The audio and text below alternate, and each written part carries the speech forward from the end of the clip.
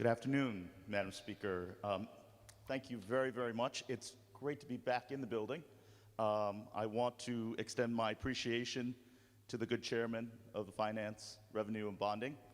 And I rise in support of specific sections of this bill, but I also have some concerns about the process. Firstly, the idea of raising the combination of three very important concepts into one bill. All three concepts are very well intentioned, and it was a surprise that these concepts were presented today under the concept of emergency certification. That's why we're here today.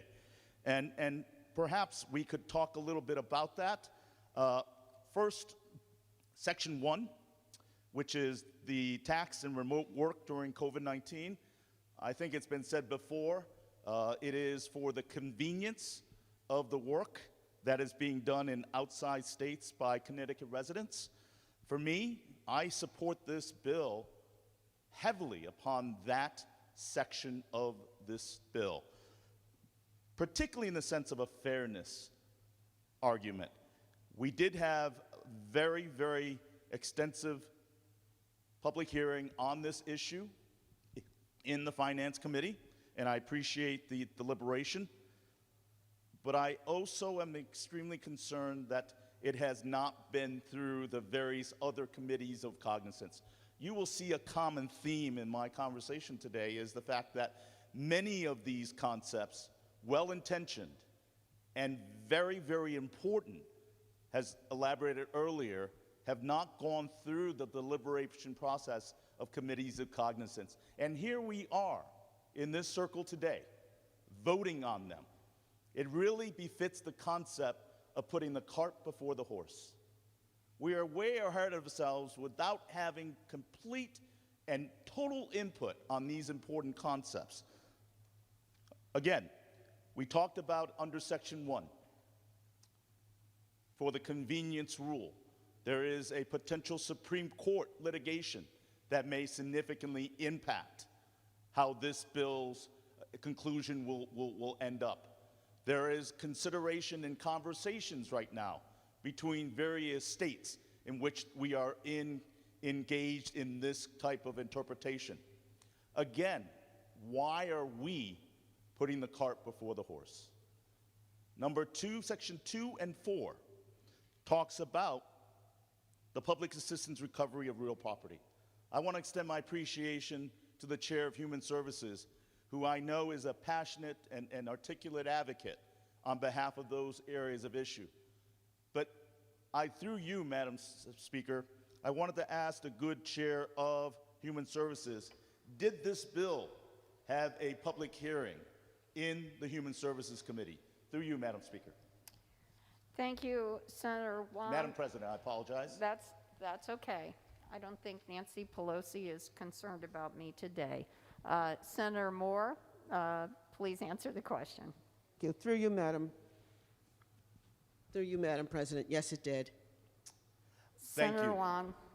Thank you. Thank you to the good Chair of Human Services. Given the fiscal aspect of it, do you think under normal circumstances it would have required going to the Appropriations Committee? Because there are fiscal notes to that. Through you, Madam President. Senator Moore. No, I don't. Senator Through Hwang. you. Senator Hwang. Thank you. Thank you for that answer. I believe in true deliberative process in which this building should work to the benefit of all the residents of this state, that transparency and due process should be respected and engaged in. I do believe under normal circumstances these type of bills would go through the appropriate parties or committees of cognizance. That being said, I think, again, this bill in its significance alone should have merited a standalone vote on this concept. Moving on to the third section of this bill, what we call the tri-headed bill, and it's an important issue of pilots. Pilot is an important concept that supports our communities that have schools, municipal buildings and non-taxable properties. It's a very important concept. And as the chair of finance eloquently stated, it is one about fairness. And I do believe that we need to move toward that to balance out those communities in need, to break out the cycles of poverty, to give them an opportunity to succeed. But again, the process wasn't there. The fact that we did not have this meeting in the Appropriations Committee to discuss the fiscal point, as the chair eloquently cited earlier, and I hope I'm not talking out of turn, was the fact that we will get to it. And the notwithstanding language that we use so often in this legislative body. The reality is